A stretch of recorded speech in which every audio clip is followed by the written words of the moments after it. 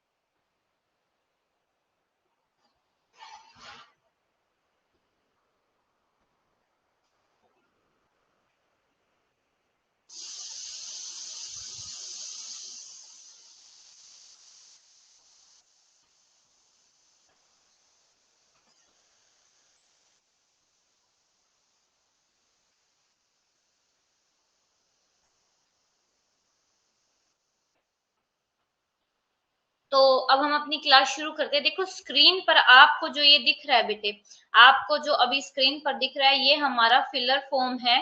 Filler form का क्या है? इंस्टाग्राम हैंडल है, ये इंस्टाग्राम चैनल है, ये व्हाट्सएप ग्रुप है, ये एक टेलीग्राम ग्रुप है। जिस भी बच्चे ने फिलर फॉर्म के व्हाट्सएप ग्रुप से अपने आप को नहीं जोड़ा है या टेलीग्राम ग्रुप से नहीं जोड़ा है या इंस्टाग्राम चैनल से नहीं जुड़े हैं तो आप जल्दी से जुड़ जाइए, क्योंकि यहाँ पर आपको सारे लाइव अपडेट और जो रीसेंट अपडेट है एग्जाम से रिलेटेड वो दिए जाते हैं कि आपका सिलेबस चेंज हुआ है या नहीं हुआ है। आपको इवन यहाँ पे जो फिलर फॉर्म का इंस्टाग्राम चैनल है, इस पे क्या है, करंट अफेयर्स की वीडियो आपके लिए डाली जाती है। तो जल्दी से आप हमारे चैनल के साथ जुड़ जाइए। उसके बाद देखो हमारा रोड मैप क्या है सिलेबस को कवर करवाने का। हमने जो अपनी यूनिट 1 है वो कर चुके हैं और यूनिट 1 के 2-3 टॉपिक रहते हैं, उसके बाद हमारी यूनिट 2 भी कंप्लीट हो जाएगी और फिर जो हम यूनिट शुरू करने वाले हैं वो क्लाइमेटोलॉजी शुरू करने वाले हैं। तो देखो इसमें हमारा ये सारे टॉपिक हो चुके हैं और माउंटेन बिल्डिंग थ्योरीज कल मैंने करवा दी थी।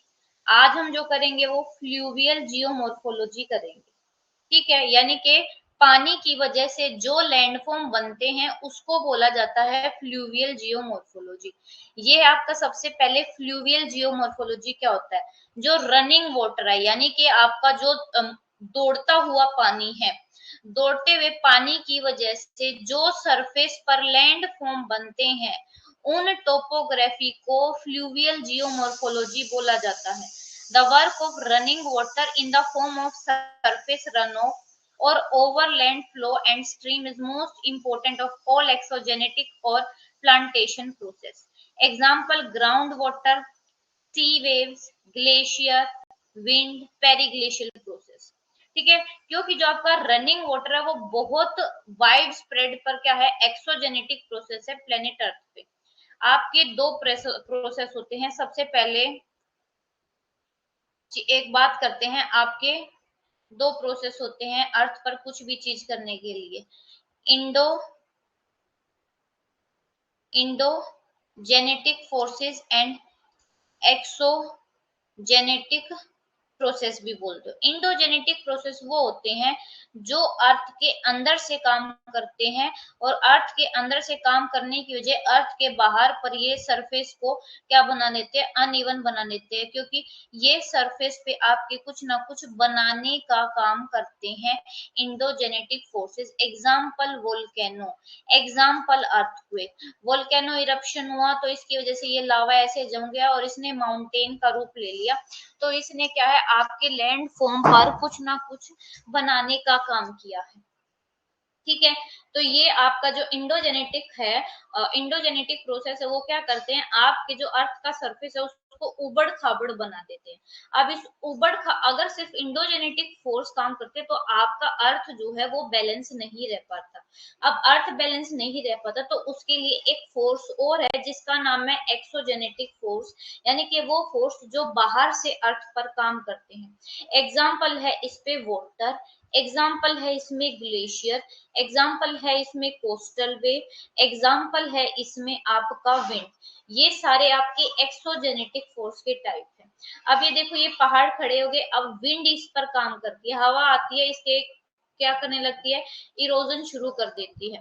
पानी आता है, इसका इरोजन शुरू कर देती है, इनको काटना शुरू कर देती है। और एक पॉइंट ऐसा आता है कि जब ये एक्सोजेनेटिक फोर्सेस इस उठे हुए भाग को बिल्कुल प्लेन एरिया में बदल देते हैं।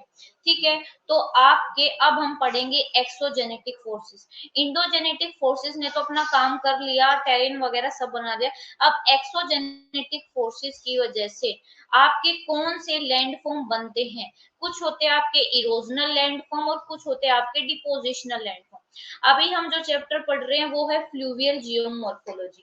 फ्लूवियल जियोमॉर्फोलॉजी में आप ये पढ़ोगे कि वाटर की वजह से, पानी के हेल्प की वजह से, रिवर का जो पानी है, स्पेशली आप रिवर के द्वारा बनाए जाने वाले लैंडफॉर्म के बारे में बात करोगे कि रिवर के द्वारा बनाए जाने वाले सरफेसेस को, फॉर्म्स को, आकृतियों को क्या बोला जाता है, फ्लूवियल जियोमॉर्फोलॉजी बोला जाता है।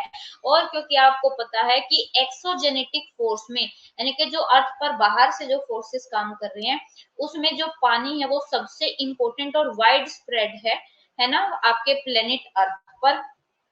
ठीक है, तो ये सबसे ज्यादा क्वांटिटी में है, तो सबसे ज्यादा ये इरोजन कौन करता है, आपका आपकी रिवर या वाटर। ठीक है, कहते हैं कि या तो लैंडफॉर्म आपके क्या आते हैं, लैंडफॉर्म आइदर कार्ड आउट, यानी कि लैंडफॉर्म या तो बिगड़ते हैं या बिल्ट अप या बनते हैं। लैंडफॉर्म बन बिगड़ते किसकी वजह से है, जब उनका इरोजन होता है। बनते किसकी वजह से है, जब डिपोजिशन होता है। अब यहाँ पे एक लाइन लगाते हैं और यहाँ पे एक बात करते हैं, एक होता है आपका इरोजन और एक होता है आपका वेदरिंग। उसके बाद हम डिपोजिशन की बात करेंगे। ठीक है, वेदरिंग फर्स्ट प्रोसेस होता है, वेदरिंग के बाद सेकंड प्रोसेस होता है इरोजन। वेदरिंग क्या होता है, ये आपकी रोक्स है। ठीक है, जब हवा की वजह से, विंड की वजह से या पानी की वजह से रोक के जो चट्टान है, चट्टान के कण ढीले हो जाते हैं और ढीले होके अपनी जगह पर ही टूट टूट कर गिरने लग जाते हैं, अलग हो जाते हैं, डिसइंटीग्रेट हो जाते हैं। ठीक है, ऐसे अपनी जगह पर डिसइंटीग्रेट हो जाते हैं, तो इसको बोला जाता है वेदरिंग। चट्टानों का अपनी जगह पर टूटने फूटने को वेदरिंग बोला जाता है। वही होता है आपका इरोजन। जब ये वेदरिंग की वजह से चट्टान के कण ढीले हो गए, अब पता है जैसे ही पानी आएगा इसको बहा कर यहाँ से सबको, इन मिट्टी को ले जाएगा और कहीं और जाकर क्या कर देगा, डिपॉजिट कर देगा। जब कहीं और जाकर डिपॉजिट कर देगा तो इसको बोला जाता है, तो डिपोजिशन की वजह से क्या होता है, आपके कोई भी लैंडफॉर्म बनता है और इरोजन की वजह से कोई भी लैंडफॉर्म क्या हो जाता है, बिगड़ जाता है। ठीक है, और रनिंग वाटर की वजह से ये सारे लैंडफॉर्म जो बनते हैं, बिगड़ते हैं, उनको बोला जाता है फ्लूवियल लैंडफॉर्म। ठीक है, ये फ्लूवियल लैंडफॉर्म आपके कुछ इरोजनल भी होंगे, डिपोजिशनल भी होंगे, जो दौड़ते हुए पानी की वजह से बनते हैं। और जो जो रनिंग वाटर है, दौड़ता हुआ पानी है, वो इनको शेप देता है और इसको क्या बोला जाता है, फ्लूवियल प्रोसेस बोला जाता है। ठीक है, बहते पानी द्वारा कटी हुई या अनियमित या मनमित बनी हुई भू आकृतियां जलीय भू आकृतियां कहलाती है। और बहता हुआ जल जो इन्हें आकार देता है, जलीय प्रीमियाएं, यानी कि जलीय आकृतियां इनको ये कहलाती है। अब देखो, आपका जो बारिश का पानी है, the rain water reaching the earth surface, जैसे ही बारिश का पानी अर्थ सरफेस पे आता है तो वो क्या बन जाता है, सरफेस रन ऑफ, यानी कि धरातल पर बहता हुआ जल बन जाता है, जो कि आपकी ग्राउंड पर क्या है, लेटरली चौड़ाई में वो क्या होता है, फैलता जाता है। और जो सरफेस रन और फिर ये क्या बन जाती है, एक नदी बन जाती है। और नदी क्या होती है आपकी, देखो ये बारिश का पानी आया, बारिश का पानी आया यहाँ से, नदी हाई स्लोप से लो स्लोप तक जाती है, यहाँ से आया, यहाँ से तो एक धारा में, फिर नीचे आके ये क्या है, अलग अलग धाराओं में ये नदी बट जाती है। ठीक है, और ये क्या है, आपकी जो रिवर है, वो जो स्ट्रीम है वो पेरेनियल होती है, यानी कि परमानेंट स्ट्रीम होती है। परमानेंट स्ट्रीम वो जिनमें 12 मासी स्ट्रीम भी बोलते हैं, जिनमें 12 के 12 महीने पानी रहता है, पूरा साल। नॉन परमानेंट और सीजनल होती है, जिनमें 12 के 12 महीने पानी नहीं रहता। उनमें सीजन जब मतलब आपकी बारिश का मौसम होता है तब पानी ज्यादा, बाकी फिर वो सूखी होती है। ठीक है, ये देखो पृथ्वी की सतह तक पहुंचने वाले जल जब क्या हो जाता है, सतह पर फैलते तो उन्हें सतही अपवाह बन जाता है, और सतही अपवाह एक धारा बन जाता है, एक चैनल बन जाता है। उसके बाद आके चल के क्या है, अलग अलग फॉर्म में ये क्या हो जाता है, डिवाइड हो जाता है। उसके बाद है, आप देखो जो आपका ये फ्लूवियल प्रोसेस है या फिर रिवर, नदी के दो ज्वारा, देखो नदी जो है ना, नदी अपना काम तीन उसमें करती है। नदी सबसे पहले इरोजन करती है, इरोजन के बाद नदी क्या करती है, ट्रांसपोर्टेशन करती है, ट्रांसपोर्टेशन के बाद नदी करती है डिपोजिशन। अब इस तीनों के बारे में आप पढ़ोगे। ठीक है, तो जो फ्लूवियल लैंडफॉर्म है उनको दो मेजर ग्रुप में डिवाइड किया गया है, यानी कि नदी के द्वारा बनाए वाले लैंडफॉर्म को दो पार्ट में डिवाइड किया है। एक वो लैंडफॉर्म होते हैं जो इरोजन की वजह से बनते हैं, एक वो लैंडफॉर्म होते हैं जो डिपोजिशन की वजह से बनते हैं। ठीक है, आप सबसे पहले इरोजन तो पढ़ लिया, लेकिन पहले हमें इरोजनल वर्क, रिवर कैसे कैसे इरोजन करती है। देखो इरोजन के लिए आप ये कुछ भी मत देखो कि इरोजन इरोडेयर वर्ड से मतलब निकला, जिसका मतलब गुनो होता है। ठीक है, एक बात याद रखना, इरोजन डायनेमिक प्रोसेस है, और जो वेदरिंग है, वेदरिंग कैसा है आपका, वेदरिंग स्टैटिक प्रोसेस है। अब दूसरी बात याद रखना, जो इरोजन है आपका, देखो सबसे पहले इरोजन क्या है, एक डायनेमिक प्रोसेस है। डायनेमिक का मतलब कि वो प्रोसेस जो चेंज होता रहता है। उसमें क्या होता है, जो जियो मटेरियल होते हैं ना, जो मटेरियल होते हैं उनको रिमूव कर देता है उनकी रोक से, और कहीं दूसरी साइड जाकर उनको डिपॉजिट करता है। ठीक है, और ये इरोजन में क्या होता है कि जब आपका मटेरियल का अमाउंट ऑप्टिमम होगा, तब आपका कुछ आपको ये भी कंडीशन बताई जाएगी कि इरोजन कब ज्यादा होगा, इरोजन कब कम होगा, ये भी बताया जाएगा। ठीक है, देखो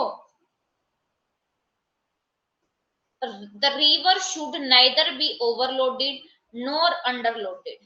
देखो अब ये एक कंडीशन है कि इरोजन कब होगा। ये जो नदी है, नदी में ना तो मटेरियल जो लोड है, सेडिमेंट है, ना तो वो ज्यादा होना चाहिए, ना वो कम होना चाहिए। अगर रिवर ओवरलोडेड है, नदी में क्या है, सेडिमेंट बहुत ज्यादा, लेकिन उसकी ट्रांसपोर्ट की कैपेसिटी इतनी है कि वो ट्रांसपोर्टिंग कैपेसिटी इतनी नहीं है कि वो इतने सारी चीज को बहा कर नहीं लेके जा सकती। ठीक है, तो वो क्या कर देगी कि वो डिपोजिशन स्टार्ट करना शुरू कर देगी नदी के बीच में ही। ठीक है, it would start deposition of additional load, and if the river, ये तो समझ में आ गया कि अगर नदी में लोड ज्यादा होगा और उसकी उतनी कैपेसिटी नहीं है, उसकी स्पीड इतनी नहीं है पानी की कि वो उस सारे को बहा कर ले जाए, तो वो उसको छोड़ना शुरू कर देती है और बीच बीच में क्या है, डिपोजिशन शुरू कर देती है। और दूसरी कंडीशन ये है कि अगर नदी, इफ द रिवर इज अंडरलोडेड, यानी कि अब अंडरलोडेड क्या है कि नदी की स्पीड ज्यादा है, लेकिन उसमें जो मटेरियल है वो उसकी ट्रांसपोर्टिंग कैपेसिटी से बहुत ज्यादा कम है, तो वहां पे भी जो इरोजन होगा वो बिल्कुल क्या होगा, जीरो होगा, कोई इरोजन नहीं होगा। ठीक है, तो रिलेशनशिप जो है इरोजन और रिवर के लोड में, वो देखो कि नदियों पर न तो अधिक भार होना चाहिए और न ही भार कम होना चाहिए, क्योंकि यदि की परिवहन क्षमता के सापेक्षक अधिक भार है तो जो है वो वहीं पर उसको छोड़ना शुरू कर देगी, और जो इरोजन है वो नगण्य हो जाएगा। अब देखो, अब कंडीशन है कि इरोजन मिनिमम कब होगा, इरोजन मैक्सिमम कब होगा। ये पहली दो कंडीशन है कि इरोजन कम कब होगा। Erosion become minimum in the absence of required amount of river load. देखो इरोजन तब भी कम होगा जब नदी में जो लोड है, नदी में जो सेडिमेंट है वो क्या होगा, कम होगा, अंडरलोडेड होगी रिवर अगर। सेकंड है, इरोजन तब भी कम होगा जब रिवर ओवरलोड होगी, यानी कि उसकी एबिलिटी से जब पानी ज्यादा होगा तब भी इरोजन कम होगा। इरोजन मैक्सिमम कब होगा, जब रिवर में उसकी कैपेसिटी के अकॉर्डिंग लोड होगा, तब इरोजन मैक्सिमम होगा। ना, यही एक कंडीशन है कि ना तो लोड ज्यादा ना लोड कम, जिसकी वजह से इरोजन ज्यादा होता है। लेकिन अगर मान लो कहीं पर लोड ज्यादा है लेकिन ट्रांसपोर्टिंग कैपेसिटी नहीं है, अब मेरे में वेट 25 है और मैं 60 kg का कुछ उठा रही, तो वो मेरी एबिलिटी से ज्यादा है, मैं उसको नहीं उठा पाऊंगी। ठीक है। और जो लॉ ऑफ इरोजन है वो ये स्टेट करता है, the rate and amount of erosion increases before the attainment of equilibrium between the transporting capacity of the river and it's load, while it decrease after the attainment of their equilibrium condition। जो law of erosion है, law of erosion क्या state करता है कि जो rate है और जो अमाउंट है इरोजन का, जब इक्विलिब्रियम पोजीशन क्या होती है, इक्विलिब्रियम पोजीशन तब होती है जब नदी में, नदी की कैपेसिटी के बराबर क्या होता है, लोड होता है, तो वो क्या होता है, इक्विलिब्रियम पोजीशन होती है। तो देखो जो शुरुआत में क्या होता है, लोड इंक्रीज होता है और फिर क्या होता है कि लॉ ऑफ इरोजन ये कहता है कि जो रेट है, अमाउंट है इरोजन का, वो बढ़ता है। कब बढ़ता है, जब तक नदी अपनी इक्विलिब्रियम पोजीशन में नहीं आती। लेकिन जैसे ही नदी अपनी इक्विलिब्रियम पोजीशन में आ जाती है, तो जो नदी में लोड है उसकी मात्रा क्या है, वो घटती जाती है, जैसे ही वो अपनी इक्विलिब्रियम कंडीशन को क्या कर लेती है, अटेन कर लेती है। और ये पॉइंट आउट भी किया गया है कि रिवर के लोड के अलावा जो रिवर की वेलोसिटी है, वेलोसिटी का मतलब जो रिवर की स्पीड है, और चैनल का जो ग्रेडियंट है, ग्रेडियंट का मतलब होता है चैनल का जो स्लोप है, वो क्या है, बहुत सिग्निफिकेंट पैरामीटर है जो फ्लूवियल, जो इरोजन को कंट्रोल करते हैं। यानी कि देखो, जो नदी का लोड है और नदी की कैपेसिटी है, वो तो नदी के इरोजन, नदी द्वारा इरोजन को कंट्रोल करते करते हैं, साथ ही साथ नदी की स्पीड और नदी का स्लोप, नदी हाई टू लो, ऐसे हाई स्लोप से लो स्लोप की तरफ आ रही है या प्लेन एरिया में बह रही है, ये भी डिटरमाइन करता है कि इरोजन कब ज्यादा होगा। Erosion become maximum when the river having steep channel. अब इन्होंने एक बात और कही कि इरोजन तब ज्यादा होगा जब नदी का जो चैनल है वो बहुत स्टीप होगा। स्टीप स्लोप से जब ऊपर से नदी नीचे आएगी तो यहाँ पे इरोजन क्या होगा, as compare to gradient, gradient यानी कि जहां जिसका स्लोप कम होता है वहां पे इरोजन कम होगा। And optimal amount of load of good size and high calibre flow with high velocity. अब यहाँ पे चारों चीज है, नदी की जो स्पीड है वो ज्यादा होनी चाहिए, नदी का जो स्टीपनेस है वो ज्यादा होना चाहिए, लोड अच्छा होना चाहिए और स्पीड अच्छी होनी चाहिए। जब ये चारों चीजें होंगी तब कोई भी नदी सबसे ज्यादा इरोजन करती है और अच्छा इरोजन करती है। अब ये कहते हैं कि जो वेलोसिटी है पानी की वो किस पर डिपेंड करती है, यानी कि पानी की जो स्पीड है वो किस पर डिपेंड करती है, स्लोप पर, नदी के स्लोप पर, और पानी की कितनी मात्रा। देखो ये मान लो नदी का स्लोप बहुत ज्यादा स्टीप है और दूसरा उसमें पानी की मात्रा भी ज्यादा है, तो इरोजन भी आपका ज्यादा होगा। ये बेशक आप ऐसे करके लिख सकते हो, स्पीड ज्यादा कब होगी, when slope of river is high and speed of slope of river is high and volume of water is also high, then the erosional power of stream is। अब ये कहते हैं नॉर्मली अगर देखें कि तो इरोजनल जो पावर है नदी की वो प्रोपोर्शनेट है वेलोसिटी के। ठीक है, मीन्स अगर वेलोसिटी डबल हो जाती है, अगर वेलोसिटी डबल है तो इरोजनल पावर कैसी हो जाएगी, 4 टाइम इंक्रीज हो जाएगी। अगर नदी की स्पीड 2 टाइम बढ़ रही है तो नदी का इरोजनल जो स्पीड है वो 4 गुना बढ़ रही है। तो वेलोसिटी अगर 2 टाइम बढ़ रही, अब उसके बाद अगर वेलोसिटी स्पीड 4 गुना बढ़ रही है तो स्पीड 16 गुना, जो इरोजनल स्पीड है वो 16 गुना बढ़ेगी। ठीक है, इसके अलावा जो लिथो, जो आपका धरती है, धरती का स्ट्रक्चर कैसा है, उस पर भी डिपेंड करता है कि इरोजन ज्यादा होगा, इरोजन कम होगा। ठीक है, अब है आपका टाइप्स ऑफ फ्लूवियल इरोजन। देखो आपकी जो इरोजनल वर्क है रिवर का, देखो एक तो नदी करती है केमिकल इरोजन, एक नदी करती है फिजिकल इरोजन। मैकेनिकल इरोजन को क्या बोलते हैं, फिजिकल इरोजन भी बोलते हैं। केमिकल इरोजन में क्या होता है, आपका कोरोजन होता है, सोल्यूशन, कोरोजन को ही सॉल्यूशन कहते हैं कार्बोनेशन। देखो केमिकल इरोजन में क्या होता है बेटे, जब केमिकली जो मान लो ये रॉक्स है और वाटर है और इस रॉक में कोई मिनरल है या कोई केमिकल है, जब ये रिएक्ट करके इस रिवर का इसकी रॉक्स का इरोजन होता है तो उसको बोला जाता है केमिकल इरोजन। लेकिन जब आपका फिजिकल एक्टिविटी की वजह से ही पानी, मान लो ये नदी है, ये आपका रॉक है, यहाँ पे नदी है, नदी का पानी यहाँ पे आया ऐसे लगा, तो इसने क्या किया, पानी ने अपनी मार मारी और जिसकी वजह से यहाँ का इरोजन हुआ, कोई केमिकल रिएक्शन की वजह से इरोजन नहीं हुआ। जो फ्लूवियल इरोजन है उसको और भी दो कैटेगरी में डिवाइड किया है, वर्टिकल इरोजन और डाउन कटिंग। देखो ऐसे जब नदी इरोजन करती है इसको बोला जाता है वर्टिकल और डाउन कटिंग, और जब ऐसे करती है तो इसको बोला जाता है लेटरल इरोजन, या इसको हम हॉरिजॉन्टल इरोजन भी बोलते हैं। अच्छा, जब वर्टिकल होगा ना तो इसकी वजह से क्या होगा, आपकी नदी की जो गहराई है तब बढ़ती है वर्टिकल इरोजन की वजह से, और लेटरल इरोजन की वजह से नदी की चौड़ाई बढ़ती है। अब ये आप डिफरेंस देखोगे, जब नदी पहाड़ों में होती है ना तो पहाड़ों में नदी की गहराई ज्यादा होती है, क्योंकि पहाड़ी इलाके में नदी क्या करती है, पहाड़ी इलाके में नदी करती है कि वर्टिकल इरोजन ज्यादा करती है, और वहां पे नदी स्पीड में बहुत ज्यादा होती है, वहां पे नदी का स्लोप भी बहुत ज्यादा होता है, और वहां पे नदी में सेडिमेंट भी होता है, तो वहां पे नदी की जो डीपनेस है वो भी ज्यादा होती है, और वहीं पे आपकी क्या बनती है, ये वी शेप वैली, ये ऐसे ऐसे गोर्ज और ये ऐसे ऐसे कैनियन, ये वही बनते हैं। वही आपका जब नदी प्लेन एरिया में आते हैं तो वहां पे ये वर्टिकल इरोजन बन, और नदी अब अपने किनारों को काटना शुरू कर देते हैं। पहले नदी अगर इतनी है तो वो क्या हो जाती है, वो आगे इतना फैलना शुरू कर देती है, नदी अपने किनारों को ही काटना शुरू कर देती है।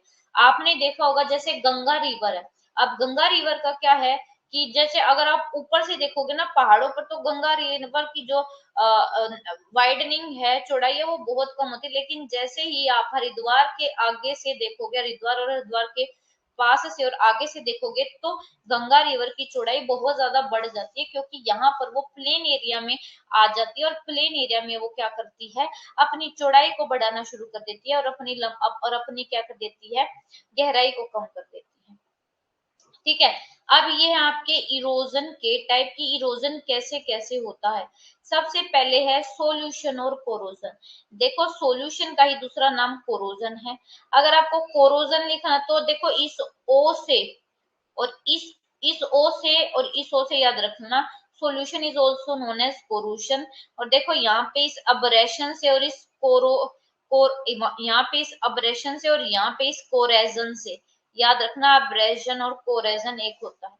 अब सॉल्यूशन और जो कोरोजन है वो क्या होता है, देखो इसमें केमिकल रिएक्शन होती है, जब आपकी कार्बोनेट रॉक होती है, यानी कि जो चूना पत्थर की चट्टाने होती है, चूना मान लो ये कोई चूना पत्थर की चट्टान है, इस पे पानी आके लगा तो पानी इसके साथ रिएक्ट कर जाएगा, और ये चूना पत्थर की जो कार्बोनेट रॉक है इसके साथ घुल जाएंगे, और घुल के इसका क्या हो जाएगा, इरोजन हो जाएगा। ऐसे प्रोसेस को बोला जाता है सॉल्यूशन और कोरोजन। कोरोजन उसके बाद है एब्रेशन और कोरेजन। एब्रेशन और कोरेजन क्या होता है, जब आपके ये आपका है, ये नदी है, ये नदी बह रही है, नदी में क्या है, छोटे छोटे कंकड़ पत्थर है, ठीक है, बोल्डर्स है, पेबल्स है, कोबल्स है। ये क्या करते हैं, ये पानी के साथ चलते हैं, पानी के साथ चलते हैं तो जो ये नदी की तली है ना इसके साथ क्या करते हैं, रगड़ खाकर चलते हैं, रगड़ खाकर चलते हैं तो क्या करते हैं, ये नदी में नीचे नीचे ऐसे ऐसे होल होल बना देते हैं, जिससे नदी की गहराई बढ़ती जाती है। इसको बोला जाता है एब्रेशन और कोरेजन, और इसी एब्रेशन और कोरेजन की वजह से क्या बनते हैं, पोर्ट होल बनते हैं। ड्रिलिंग, ये ड्रिलिंग टूल्स हैं एक तरीके से, यानी कि गड्ढा खोदने वाले टूल्स हैं।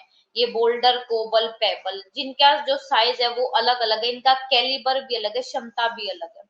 ठीक है, अब देखो ये ये है आपका, ये नदी है, नदी में देखो ये कोई है, ये पत्थर है, तो इसने देखो इतनी चौड़ ऐसे इतनी गहराई कर दिया, ऐसे नीचे इतनी जमीन को में क्या कर दिया, गड्ढा कर दिया, इतना इरोजन कर दिया।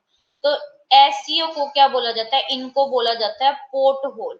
पोर्ट होल इसी की वजह से बनता है, एब्रेशन और कोरेजन की वजह से बनता है। एक डिप्रेशन होता है, एक गर्त होती है पानी के नीचे नदी में। जैसे आप कभी कभी देखोगे पानी में, जब आपकी नदी का पानी थोड़ा कम हो जाता है तो उसमें गड्ढे गड्ढे मिलते हैं, वो ये पत्थर क्या कर देते हैं, इरोजन करते हैं और गड्ढे बन जाते हैं। ठीक है, और इन पोर्ट होल का जो बड़ा रूप है उसको क्या बोला जाता है, उसका भी एक नाम है। ठीक है, जिसको बोला जाता है प्लंज पुल। इससे और बड़े बड़े हो जाते हैं, ऐसे इनको प्लंज पुल बोला जाता है। उसके बाद देखो, जब नदी वर्टिकल एब्रेशन यानी कि जब वर्टिकली डाउन कटिंग होती है, वर्टिकल जो इरोजन है ना, वर्टिकल एब्रेशन नदी कब करती है, जब वो अपनी यूथ स्टेज में होती है। ठीक है, यूथ स्टेज में नदी का ग्रेड स्लोप क्या होता है, ग्रेडियंट का मतलब होता है स्लोप। स्लोप ज्यादा, स्पीड बहुत ज्यादा होती है, तो उसकी वजह से वहां पे नदी की गहराई बढ़ जाती है और चौड़ाई होती ही नहीं है।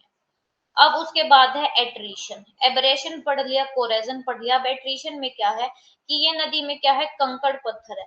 जब ये कंकड़ पत्थर आपस में टकरा कर चलते हैं और एक दूसरे का इरोजन करते हैं तो उसको बोला जाता है एट्रीशन। ठीक है, it are the erosional tools in themselves, अपने आप के लिए इरोजनल टूल है। जो बोल्डर्स है, कोबल है, पेबल है, वे क्या होते हैं, एक दूसरे के साथ टकरा के रहते हैं और एक दूसरे को क्या करते हैं, छोटा करते रहते हैं, छोटे छोटे पीसेस में चेंज करते रहते हैं। और वही देखो, आपने देखा होगा नदी के नीचे ना छोटे छोटे पत्थर आपको मिलते हैं, वो इसी की वजह से। उसके बाद आपका हाइड्रोलिक एक्शन। हाइड्रोलिक एक्शन में कोई केमिकल एक्टिविटी नहीं होती, इसमें सिर्फ अकेला जो पानी है ना, पानी का एक्शन होता है। मान लो ये कोई रोक है, इस रोक पर पानी ने आके एकदम से क्या है, अटैक किया था, जिसकी वजह से पानी की जो स्पीड बहुत ज्यादा थी, तो यहाँ पे इस रोक पर, रोक में वेदरिंग की वजह से जो कण ढीले थे वो इसके साथ चले जाते हैं और ये इसको कहीं और जाकर क्या कर देती है, डिपोजिट कर देती है। तो इनकी वजह से आपका क्या होता है, इरोजन होता है। ठीक है, अब आपका एक कंसेप्ट है जिसको बोला जाता है बेस लेवल कंसेप्ट। क्या होता है बेस लेवल ऑफ इरोजन? देखो, बेस लेवल का जो कंसेप्ट है वो पहले देख लो, आपका दिया था पावेल ने और 1875 में। अब ये बेस लेवल क्या है, पहले ये देखो, ये आप अभी कुछ मत पढ़ो, सिर्फ यहाँ पे देखो। ये कहते हैं कि कोई नदी जो है ना, नदी, ये देखो यहाँ से नदी चली, नदी यहाँ से चली तो नदी ने क्या किया, धीरे धीरे देखो, ये माउंटेन की पहले ऊंचाई इतनी थी, धीरे धीरे देखो इसकी कितनी कम कर दी है। उसके बाद देखो ये बिल्कुल यहाँ पे आके मिल गई है। तो ये जो आपके पावेल है, पावेल ने कंसेप्ट दिया base level concept. Base level concept में पावेल क्या कहते हैं कि है ना, एक लिमिट होती है। ठीक है, कि नदी है ना, एक लिमिट होती है किसी भी लैंड पार्ट की, और इस लिमिट के बाद कोई भी नदी किसी भी लैंड का क्या नहीं कर सकती, इरोजन नहीं कर सकती। बस यहीं तक इरोजन हो सकता है, ये लास्ट स्टेज है, इसके बाद का जो लैंड पार्ट है उसका इरोजन नहीं हो सकता। इसी को बोला जाता है base level. There is a limit for maximum vertical erosion, एक लिमिट होती है वर्टिकल इरोजन की, इसके बाद वर्टिकल इरोजन नहीं होता, वहां पे फिर स्टॉप होता है।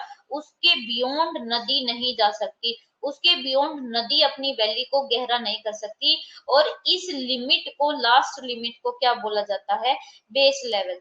The limit of maximum downward, जो ये लिमिट है मैक्सिमम, जहां तक हम जहां तक नदी क्या कर सकती है, इरोजन कर सकती है, उसको बोला जाता है बेस लेवल। ठीक है, सिंपली बेस लेवल बोलते, जो कि आपके पावेल ने पोस्टुलेट किया है 1875 में। और उनके अकॉर्डिंग जो बेस लेवल कौन सा है, सी लेवल। ठीक है, सी लेवल देखो, यहाँ पे देखो, ये आपकी क्या है, ये पहाड़ी वाला इलाका है और ये ऐसे ऐसे, यहाँ पे क्या है, समुद्र है। ठीक है, तो ये पावेल कहते हैं कि जो बेस लेवल है ना, उसको सी लेवल भी बोलते हैं। कि जो नदी है, नदी क्या करती है, सिर्फ जहां पे नदी आकर समुद्र में गिर जाती है, उसके बाद नदी लैंड फॉर्म का इरोजन नहीं कर सकती, वो क्या हो जाता है, वो लास्ट लिमिट है। According to him, sea level become the grand base level beyond which no dry land can be further degraded. जिसके बाद कोई भी सूखी हुई लैंड का डिग्रेडेशन नहीं हो सकता, ठीक है। और बेस लेवल क्या होते हैं आपके, लोकल भी होते हैं, टेम्परेरी भी होते हैं किसी भी पर्टिकुलर रिवर। अब आप क्या जाते हैं इरोजनल लैंडफॉर्म में कौन कौन से हैं। इरोजनल लैंडफॉर्म में आपकी देखो रिवर वैली है। सबसे पहले देखो जो आपकी रिवर है ना, रिवर क्या बनाती है आपकी, ऐसे रिवर बनाती है ये वी शेप। रुक जाओ एक मिनट। आपकी रिवर ऐसे वी शेप वैली बनाती है। पहले बनेगी we shape valley. V shape valley का थोड़ा बड़ा हुआ रूप क्या है आपका, ये गोर्ज।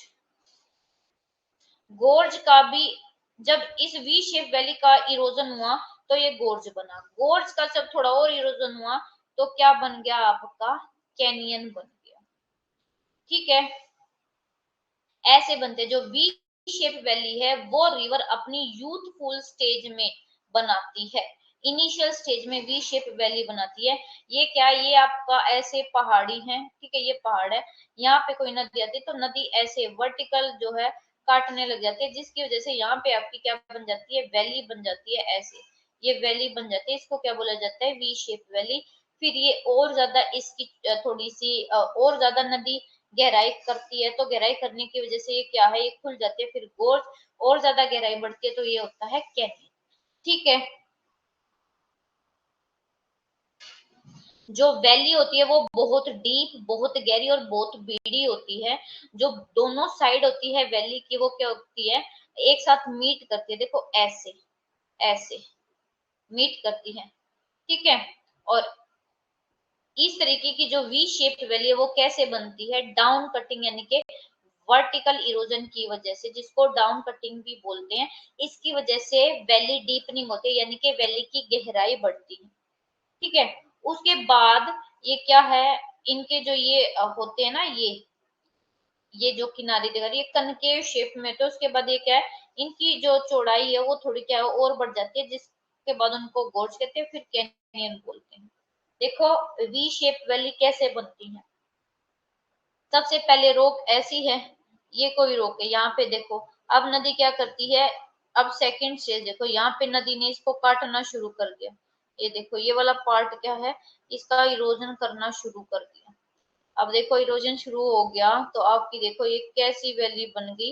ये देखो यहाँ पे फोर्थ स्टेज में देख लो, ये वी शेप वैली बन गई, नैरो वी शेप वैली, ठीक है। ये देखो अगर रियल में दिखाएं तो ऐसी आपकी होती है ये we shape valley.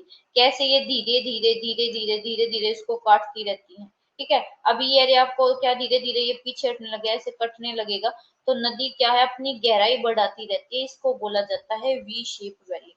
V shape valley के बाद आपके होते हैं canyon, gorge not canyon, gorge and canyon. गोर्ज और कैनियन क्या होते हैं, वो बहुत डीप और नैरो वैली होती है, ठीक है, जिनकी बहुत स्टीप साइड होती है ऐसे ऐसे। ये होते हैं आपके गोर्ज और इससे भी चौड़े होते हैं आपके कैनियन। नॉर्मली बहुत डीप और नैरी वैली, नैरो वैली को बोलते हैं गोर्ज, और गोर्ज का जो एक्सटेंडेड फॉर्म होता है, गोर्ज का ही जो बड़ा पार्ट होता है उसको बोला जाता है कैनियन, ठीक है। गोर्ज और कैनियन क्यों बनते हैं, आपकी डाउन कटिंग वर्टिकल इरोजन की वजह से गोर्ज और कैनियन दोनों यूथफुल स्टेज यानी कि जिसको जुवेनाइल स्टेज भी बोलते हैं, और गोर्ज आपके वाटरफॉल के पीछे हटने की भी वजह से बनते हैं। मोस्टली जो हिमालयन रिवर में जो गोर्जेस होते हैं वो ऐसे बहुत डीप और बहुत नैरो, ठीक है। वाटरफॉल के रिसेशन पीछे हटने की वजह से भी बनते हैं। वाटरफॉल क्या होते हैं वो भी समझाऊंगी। आपका हुंड्रूगढ़ गोर्ज है सुवर्ण रेखा नदी पर, ठीक है। आपका ये देखो यहाँ पे आपको नाम दे रखे कि कौन से गोर्ज किस पे, तो इनके नेम याद रख लेना। उसके बाद जो ग्रैंड कैनियन है आपका कोलोरेडो रिवर का, ये क्या है, कोलोरेडो रिवर पर एक बहुत बड़ा कैनियन है यूएसए में, एरिजोना में, ठीक है, जिसकी लेंथ इतनी है, डेप्थ इतनी है। ऐसे ही जो इंडस रिवर है वो भी हिमालयन रेंजेस को कट करती है। 17,000 फुट जो गहराई है गोर्ज और कैनियन की है, बहुत बहुत गहरी है। ठीक है, गोर्ज और कैनियन में क्या डिफरेंस है, देखो गोर्ज आपकी कितने चौड़ाई कितनी कम है, ठीक है, कितनी नैरो सी वैली है। लेकिन जब ये देखो और ज्यादा कट जाते हैं, और ज्यादा ये रोक्स कट जाते तो देखो आपके, देखो ये पहले ये रोक है ना यहाँ तक थी, ये मिली हुई थी, धीरे धीरे नदी ने इसको काट दिया, बिल्कुल छोटा सा कर देगी। ये होता है आपका गोर्ज। देखो ये वी शेप वैली, फिर आपका गोर्ज और फिर आपका कैनियन, ये तीनों चीज है। अब होता है वाटरफॉल। वाटरफॉल दो तरीके से बनता है। एक, जब आपकी जो रॉक्स होती हैं, देखो ये आपकी है, एक आपकी hard rock, soft rock, hard rock, soft rock. तो ये जो सॉफ्ट रॉक है ना, इसका इरोजन हो जाता है, ऐसे हो जाती है, ठीक है, ऐसे। अब ऐसे हो जाता है, ये देखो,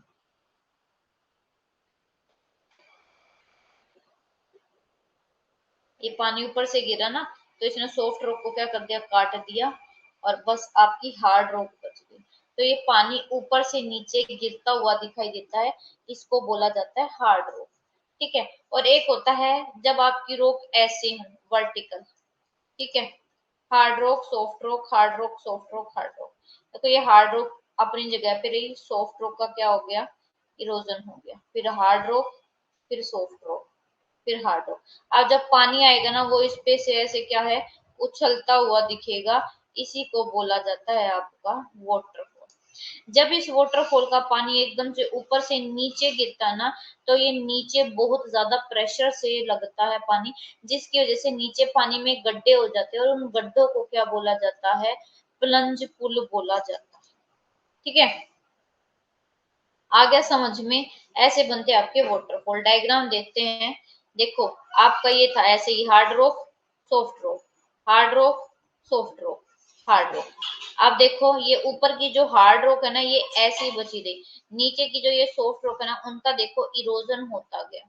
अब देखो ये पानी ऊपर से नीचे ऐसे गिरता हुआ दिख रहा है, तो इसको क्या बोला जाता है, झरना बोला जाता है। लास्ट में देखो बिल्कुल ही खत्म हो गई।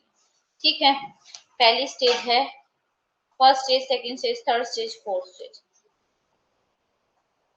ये देखो आपका हार्ड रॉक है, ये सॉफ्ट रॉक है। इसको जो बोला जाता है प्लंज पुल, पानी में नीचे जाके जो गड्ढा हो जाता है उसको क्या बोला जाता है, अब हिंदी में बोला जाता है अब नमन कुंड, ठीक है, या फिर प्लंज पुल। अब ये वाटरफॉल के नेम दे रखे हैं जो आपने पढ़ लेने हैं। उसके बाद पोर्ट होल्स मैंने आपको समझा दिया है क्या होते हैं, ये समझाने की जरूरत ही नहीं है। ये देखो ये होते हैं आपके छोटे छोटे, ये प्लंज पुल, ये देखो प्लंज पुल, ये आपको देखने को मिलते हैं। ठीक है, अब होते हैं स्ट्रक्चरल बेंचेस। देखो स्ट्रक्चरल बेंचेस नदी में क्यों बनते हैं, इसका एक की वर्ड है, डिफरेंशियल इरोजन की वजह से। यानी कि रिवर में क्या हो जाते हैं, ऐसे ऐसे बेंचेस, इसको बोलते हैं स्ट्रक्चरल बेंचेस। क्या होता है, देखो ऐसे ही होता है, ये हार्ड रॉक, फिर सॉफ्ट रॉक, फिर हार्ड रॉक, फिर सॉफ्ट रॉक। अब देखो नदी में जो हार्ड रॉक है वो तो ऐसे बची रही, जो सॉफ्ट रॉक है उसका क्या हो गया, इरोजन हो गया। ठीक है, हार्ड रॉक ऐसे, ठीक है। तो इसका मेन रीजन है कि जब नदी नदी में सीढ़ियों जैसा स्ट्रक्चर बन जाता है, ठीक है, ऐसे ऐसे ऐसे ऐसे ऐसे ऐसे, ठीक है। ये हार्ड रॉक ऐसी रही, सॉफ्ट रॉक का इरोजन हो गया, ये हार्ड रॉक ऐसी रही, सॉफ्ट रॉक का इरोजन हो गया, ये हार्ड रॉक ऐसी रही। ये कैसे होता है, डिफरेंशियल इरोजन, अलग अलग तरीके से, मतलब कि एक हार्ड रॉक होती है, एक सॉफ्ट रॉक होती है। जब ये ऐसे होती है तो उसकी वजह से जो आपका स्ट्रक्चर बनता है उसको बोला जाता है स्ट्रक्चरल बेंचेस। रिवर टेरेस भी क्या होते हैं, देखो स्ट्रक्चरल बेंचेस और रिवर टेरेस में एक डिफरेंस होता है। स्ट्रक्चरल बेंचेस बनते हैं आपके डिफरेंस इरोजन की वजह से, लेकिन रिवर टेरेस बनते हैं आपके रेजुविनेशन की वजह से, बिकॉज ऑफ रेजुविनेशन, उसकी वजह से आपके क्या बनते हैं, रिवर टेरेस बनते हैं। जो टेरेस है उसमें पेयर टेरेस और अनपेयर टेरेस होते हैं। इसका रीजन याद रखना, बिकॉज ऑफ रेजुविनेशन। रेजुविनेशन क्या होता है, देखो रेसिविनेशन होता है, आपकी जो नदी है, मान लो ये नदी है ना अपनी ओल्ड स्टेज में आ गई है, लेकिन सडनली क्या हो गया, कोई प्लेट मूवमेंट हुई या कोई वोल्केनो की इरप्शन हो गया, जिसकी वजह से नदी के रास्ते में माउंटेन्स फिर से खड़े हो गए। तो अब नदी क्या आ जाएगी, नदी अपनी यूथ स्टेज में आएगी, नदी फिर से इरोजन शुरू करेगी और फिर से एंड तक पहुंचेगी। तो ऐसे जो आपके बनते हैं वो रिवर टेरेस बनते हैं इस वजह से। ठीक है, ये देखो, ये क्या है आपका structural benches and river terraces, ये देखो ये रिवर टेरेस बन गए हैं आपके, दिख रहे हो तो किसको। ठीक है, उसके बाद है रिवर मिएंडर। रिवर मिएंडर करती है ऐसी, नदी जब सांप की तरह चलने लगती है। ये कब आता है, जब नदी अपनी मैच्योर स्टेज में आती है। जब रिवर अपनी मैच्योर स्टेज में आती है तो नदी क्या करने लगती है, ऐसे बहती है, ये नदी है ऐसे। ठीक है, तो नदी क्या करती है, ऐसे बह रही है, तो इस वाले पे क्या करती है, इरोजन, और इस वाले पे क्या करती है, डिपोजिशन। ये इरोजन, ये क्या है, डिपोजिशन, इरोजन, ये डिपोजिशन, इरोजन, ये डिपोजिशन। ऐसे जो सांप की तरह जब नदी चलते हैं ना तो इसको बोला जाता है इरोजन। ये मेंढर क्यों करते हैं, देखो यहाँ पे, यहाँ तो इरोजन करती है, लेकिन यहाँ पे क्या कर देती है, डिपोजिशन करती है। तो अब नदी का पानी यहाँ पे नहीं आता, रुकावट आती है, तो नदी का पानी रुकावट आती है तो ये क्या हो जाती है, मुड़ जाती है, फिर ऐसे मुड़ जाती है, मुड़, तो क्या है, इसलिए ऐसी को क्या बोला जाता है, रिवर मिएंडर बोला जाता है। ठीक है, ये देखो नदी कैसे मेंढर करी है, जो ये आपको हल्का हल्का दिख रहा है ना, ये नदी का पानी है, बाकी ये क्या है, ये सारा सेडिमेंट है जो इकट्ठा हो रखा है। ठीक है, तो नदी क्या है, जब ये सेडिमेंट इकट्ठा होने लग जाता है ना, तो एक टाइम पे क्या हो जाता है, जो आप ये देख रहे हो ना, ये ऐसे बिल्कुल सेडिमेंट से भर जाती है, और नदी क्या है, अब नदी का पानी कहाँ से जाएगा, अब नदी अपना रास्ता यहाँ से बना लेती है, फिर यहाँ पे हो जाता है तो नदी अपना रास्ता फिर कहाँ से, यहाँ से बना लेती है, फिर यहाँ पे हो जाता है, फिर नदी अपना रास्ता यहाँ से बना लेते हैं। तो ऐसे इस वजह से क्या आती है, आपकी नदियों में बाढ़ आती है। ठीक है, क्या आती है, नदियों में बाढ़ आती है, सिर्फ इस रीजन की वजह से। ठीक है, अब उसके बाद है पेनी प्लेन। पेनी प्लेन क्या होता है, पेनी प्लेन एक लो फीचरलेस प्लेन है, यानी कि एक ऐसा प्लेन है, ये देखो ये आपकी शुरुआती स्टेज थी और ये एंड स्टेज है, एक फीचरलेस प्लेन है। और पेनी प्लेन वर्ड यूज किया है विलियम मॉरिस डेविस ने। क्या है, एक लो फीचरलेस प्लेन है, मतलब कि थोड़ा उबड़ खाबड़ है। ठीक है, अंडुलेटिंग सरफेस है, जिसमें थोड़ी बहुत कहीं छोटी छोटी पहाड़ियां देखने को मिलती है। देखो नदी ने क्या कर दिया, इतने बड़े बड़े पहाड़ को एक प्लेन एरिया में क्या कर दिया, कन्वर्ट कर दिया, और इसमें जो छोटी छोटी रेजिडियल हिल्स मिलते इसको बोला जाता है मोनाडनोक बोला जाता है। ठीक है, ये रिवर की साइकिल की वजह से बनी है। ठीक है, और पेनी प्लेन, इस प्लेन को उबड़ खाबड़ प्लेन और इसमें जो छोटी छोटी पहाड़ियां मिली है इसको बोला गया है मोनाडोनोक। ठीक है, ये देखो मोनाडोनोक बोला गया है इस लो रेजिडियल हिल को। ठीक है, उसके बाद क्या है, बहुत अलग अलग जियोमोर्फोलॉजिस्ट हैं जिन्होंने अब क्या किया है, जैसे आपके ये पेनी प्लेन है, विलियम मॉरिस डेविस ने पेनी प्लेन वर्ड दिया, वही क्रिकमे ने इसको क्या बोला, पेन प्लेन बोला, वही एलसी किंग ने इसको क्या बोला, पेडी प्लेन बोला, वही एलसी किंग, वही वोल्टर पैंक ने इसको क्या बोला, वोल्टर पैंक ने इसको एंड्रम्फ बोला। ठीक है, ये देखो विलियम मॉरिस डेविस ने पेनी प्लेन दिया है, एंड्रम वोल्टर पैंक ने, पेन प्लेन आपका सी एच क्रिकमे ने, पैडी प्लेन एलसी किंग ने, etchplain Thomas and Cook ने, पेन फैन लोसन ने। ये किसको दिया है, वो जो लो फीचरलेस प्लेन है जिसमें थोड़ी बहुत हिल्स है। ठीक है, ये देखो ये क्या है, ये पेनी प्लेन, और इसमें जो छोटी छोटी पहाड़ियां बच गई है इसको बोला जाता है मोनाडर्म। ठीक है, अब रिवर का ट्रांसपोर्टेशनल वर्क है, रिवर ट्रांसपोर्टेशन वर्क कैसे करती है, देखो बाय ट्रैक्शन, ये भी याद रखना, जैसे आपने इरोजन में याद रखे हैं ना, कोरेजन या एब्रेशन, कोरोजन, सोल्यूशन, एट्रीशन और हाइड्रोलिक एक्शन, वही ट्रांसपोर्टेशन की नदी ट्रांसपोर्ट कैसे करती है, जो इरोजन हुआ है इरोजन का ट्रांसपोर्ट आगे प्रिवेंट भी तो करना ना एक जगह से दूसरी जगह, तो वो होता है by traction, by saltation, by suspension, by solution. Traction क्या होता है, मतलब कि देखो, जब आपके सेडिमेंट, जैसे आपके पत्थर होते हैं, जब आपकी नदी थोड़ा सा यूथ स्टेज में होती है, तो पत्थर बड़े बड़े होते हैं, तो नदी क्या करते हैं, इनको घिसड़ घिसड़ के, ये क्या है, रगड़ रगड़ खा के चलते हैं। तो ऐसे जब परिवहन होता है उसको बोला जाता है ट्रैक्शन। ट्रैक्शन के बाद है साल्टेशन। साल्टेशन क्या होती है, जब जो मेटीरियल उनका साइज छोटा होता है, तो जब वो उछल उछल कर चलते हैं ना पानी के साथ, उछल उछल कर चलते, तो उसको बोला जाता है साल्टेशन। सस्पेंशन क्या होता है, जब साइज बहुत कम होता है और वो पानी के साथ लटक लटक कर आगे जाते हैं मटेरियल या सेडिमेंट, उसको बोला जाता है सस्पेंशन। सॉल्यूशन क्या होता है, जब नदी के साथ घुल कर आगे जाते हैं, तो उसको बोला जाता है सॉल्यूशन। अब डिपोजिशनल लैंड फॉर्म में आपके हैं एल्यूवियल फैन एंड कोन्स।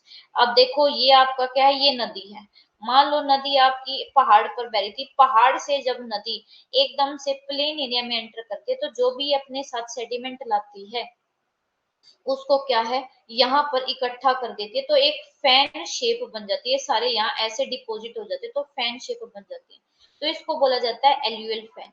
जब इस एल्यूवियल फैन का साइज और बड़ा हो जाता है, कौन साइज होता है, तो उसको बोला जाता है एल्यूवियल कौन।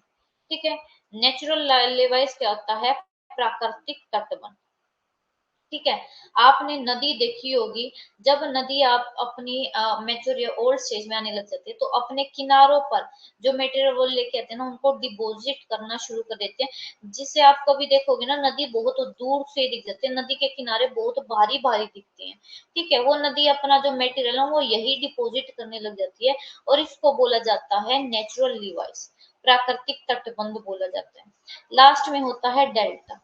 डेल्टा क्या होता है बेटे, जो लास्ट स्टेज होती है ना नदी, लास्ट में होता है, तो ओल्ड स्टेज में नदी की स्पीड बहुत कम हो जाती है, नदी में इतनी भी कैपेबिलिटी नहीं होती कि वो अपना पानी थोड़ा सा भी आगे, पानी इतनी कैपेबिलिटी होती है कि वो पानी आगे चला जाए, उसके साथ वो अपना सेडिमेंट लेके आए, वो क्या करते हैं, वो उसको वही छोड़ना शुरू कर देते हैं। अब छोड़ना शुरू कर देते तो देखो, ऐसे छोड़ना शुरू कर दिया, ये छोड़ना शुरू कर दिया, तो अब नदी क्या है, नदी धाराओं में बट जाती है, ऐसे ऐसे ऐसे। ठीक है, धाराओं में बट के वो क्या करती है, समुद्र में गिरती है, और ऐसी शेप, ट्रायंगल शेप को क्या बोलते हैं, डेल्टा बोलते हैं। और जो डेल्टा वर्ड है वो ग्रीक वर्ड है, सबसे पहले हेरोडोटस ने यूज किया था नाइल रिवर के डिपोजिशन के लिए।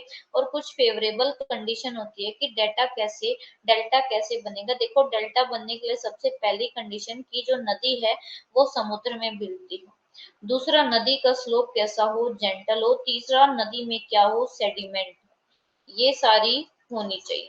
ठीक है। जो डेल्टा डेल्टा के तीन सेट होते हैं, सबसे पहले टॉप, फिर फोरसेट, और फिर सबसे बॉटम सेट। ठीक है। ये देखो आपका एल्यूवियल फैन, और जब एल्यूवियल फैन बड़ा हो जाता है तो उसको बोलते हैं एल्यूवियल कौन। अब शेप के बेस पे आपका आर्क्यूएट डेल्टा, आर्क्यूएट डेल्टा कैसे होता है, ऐसे जब ये शेप होती है।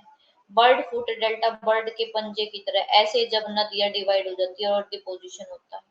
एस्चुराइन डेल्टा क्या होता है, देखो, आपकी एस्चुराइन डेल्टा कौन सी बनाती है, नर्मदा और तापी। जब डेल्टा और एस्चुरी में एक डिफरेंस होता है, डेल्टा तब बनता है जब नदी का स्लोप कम होता है और वो धीरे धीरे समुद्र में मिलती है, लेकिन आपका एस्चुरी तब बनती है जब जो नदी का जो ढाल है वो बहुत खड़ा होता है, जहाँ पे नदी समुद्र में मिल जाती है और एकदम से पानी ऊपर से नीचे गिरता है, तो उसको एस्चुरी बोलते हैं। ठीक है। ऐसे ट्रंकेटेड डेल्टा कैसे होता है, ये आपका क्या है, ये देखो यहाँ पे कोई यहाँ से जब उसको टाइड आ रहा है, टाइड की वजह से पानी आ रहा है, और यहाँ से नदी का पानी आ रहा है, तो ऐसे ये जो हाथी का जैसे सूंड होता है ना, उसकी तरह हो जाता है, तो उसको बोला जाता है ट्रंकेटेड डेल्टा। एक होता है ग्रोइंग डेल्टा। ग्रोइंग डेल्टा वो डेल्टा होता है जो नदी अभी रिसेंटली बना रही है। ब्लॉक डेल्टा ये होता है, मान लो कोई नदी है, नदी पहले यहाँ से बह रही थी, लेकिन अब सेडिमेंट ने इसका रास्ता ब्लॉक कर दिया, तो ये तो होता है ब्लॉक डेल्टा। अब नदी क्या है, यहाँ से बहना शुरू होगी, तो इसको बोला जाता है ग्रोइंग डेल्टा। ठीक है। एक सिंपल डेल्टा कैसा होता है, देखो, ये आपका arcuate delta, bird foot delta, ये आपका बर्ड फुट डेल्टा। ये बर्ड फुट डेल्टा पूरे वर्ल्ड में आपकी एक नदी बनाती है, जिसका नाम है मिसिसिपी नदी। ठीक है। तो यहाँ पर आपका ये जो टॉपिक है ना, वो खत्म होता है। अगर किसी को नहीं समझ में आया या कोई भी इशू है, तो वो पूछ लो।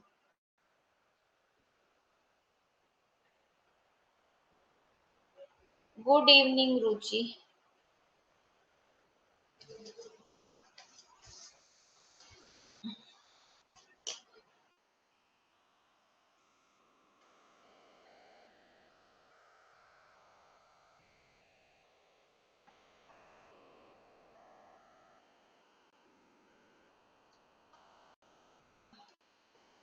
बेटे क्लास जो है ना वो बहुत पहले से आपकी शुरू हो चुकी है।